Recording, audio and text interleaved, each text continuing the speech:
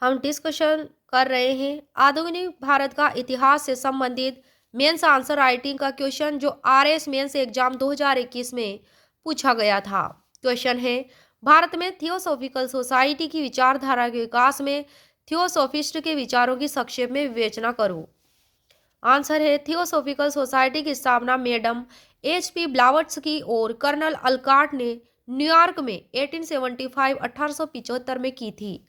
1882 ईस्वी में सोसाइटी का मुख्यालय मद्रास के चेन्नई के अडियार में स्थापित किया गया था।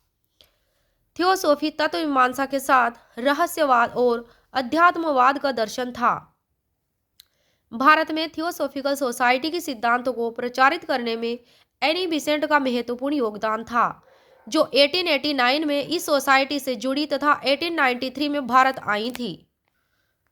कब आई थी एनी बिसेंट भारत? 1893 में। और थियोसॉफिकल सोसाइटी से कब वे ऐड हुई थी? 1889 में।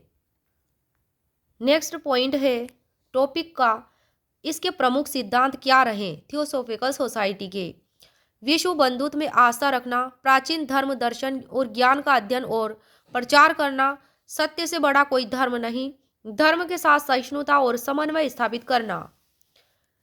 थियोसॉफिकल सोसाइटी की विशेषताएं। पहली है, कर्म और पुनर्जन्म की अवधारणा को में विश्वास रखा गया। दूसरा, सांख्य योग और उपनिषद के दर्शन से प्रेरित।